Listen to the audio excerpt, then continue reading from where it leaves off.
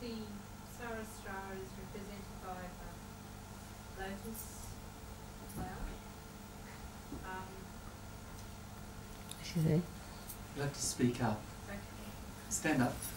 please. The Sarastra is represented by the lotus flower.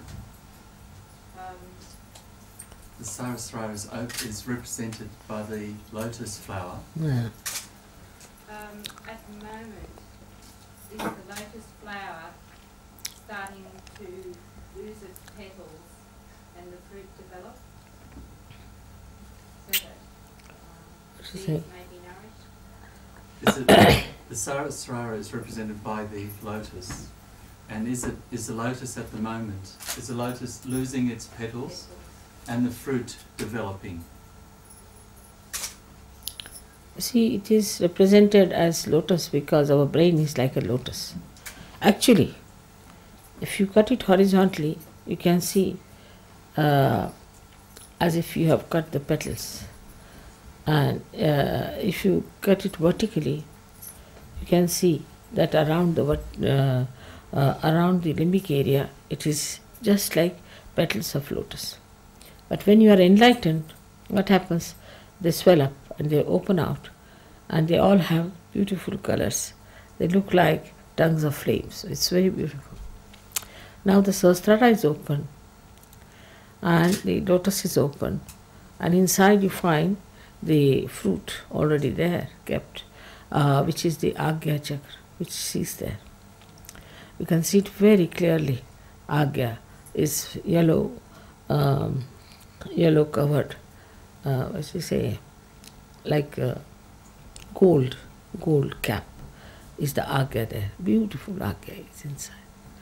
Now the fruit of the lotus is later on we see, and I would say that is called as Bindu state, where you become a Bindu, a dot. It's a little dot, and that dot has to then grow.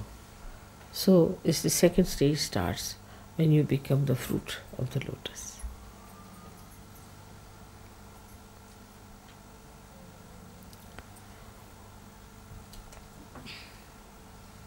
Srimad, could you say something about those higher chakras, about the Sahasrara? What chakra?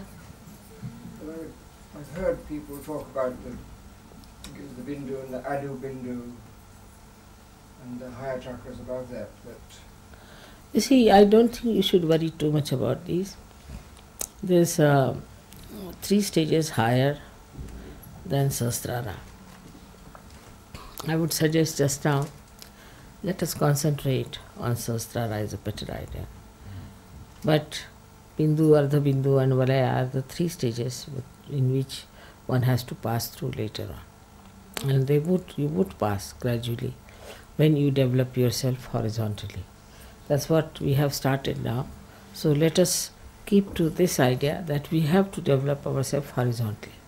We should see how we affect the other person, how we influence the another person.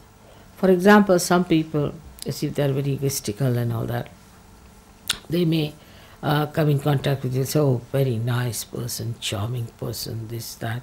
But actually that person is just very physically maybe attractive, or maybe a little brilliant type of person, but doesn't have anything much in it.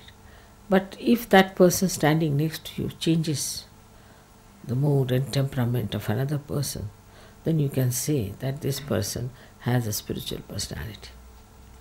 So let us see how you affect the nature. Flowers. You saw the miracle of the flowers that I performed for you the other day. In the same way, let us see what is the effect of your character on the trees, on your friends, or in the food that you make. Everything changes. It's very beautiful. So we have to see that, how it works out. I have known people who have never known what is poetry is. Suddenly they became poets. Some who were never musicians started singing so well.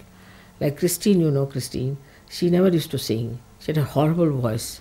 And suddenly she started singing like a cuckoo bird.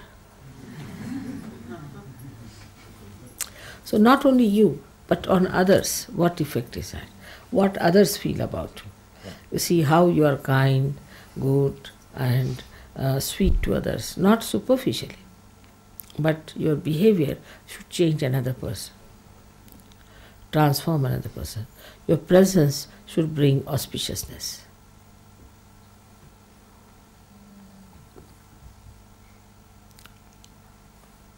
When you read the poems of Kavi and the saints, we feel the heart of them in their poetry and the feelings for God. How can we develop that blissful awareness and love for humanity?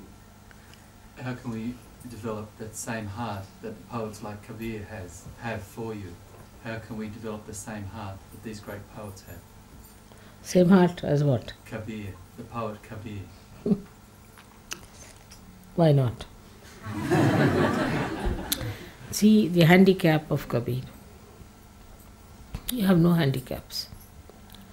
Kabir had no mother to tell him, no mother to love him, to look after him and tell him all these things. He had a guru. If you know Kabir's life, Kabir wanted to become the disciple of Ramananda Swami. But he was a Muslim or low caste or whatever it is. So he could not reach Ramananda Swami. The disciples would not allow him to go near Ramananda Swami. So one day Kabira went and slept on the steps of the river Ganges whole night in the cold, waiting for Ramananda Swami to come, because he used to always pass the same way. And his feet fell on Kabira.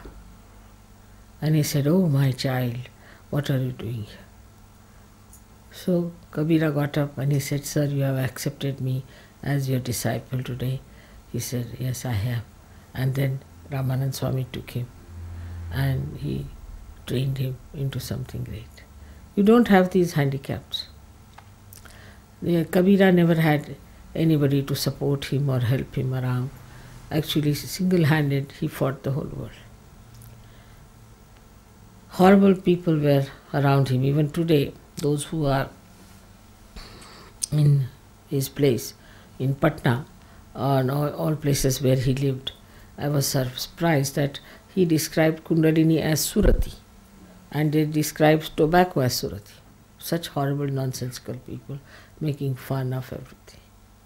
There Kabira lived and developed that heart. You don't have all these handicaps at all.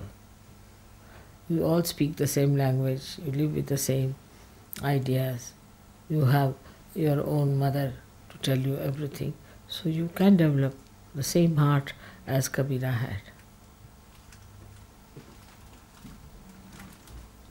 Mother, when I meditate, sometimes I can see beautiful, like a massive flower coming out of the head, or a beautiful sort of a goldy, almost like a vase. And I've been asking people, and I don't know. They don't know really the answer, and I don't know either. But I have not taken. No, that's the kundalini that you see. It's like a telescope. You see, like a goldenish, yellowish, sort of like a heated iron. It's like a furnace. Yes, a furnace, like a furnace. That's the kundalini you see. And that's a good thing to see. But when you see, you are not there. So it's better is not to see that and be, yeah. But what you see is that, is the kundalini. It's good. I mean, seeing is very good, but go beyond it. You should say, I don't want to see it now, I want to enter into it.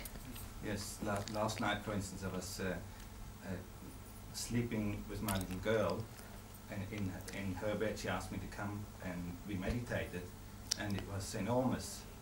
And I suddenly woke up. In your dream you saw?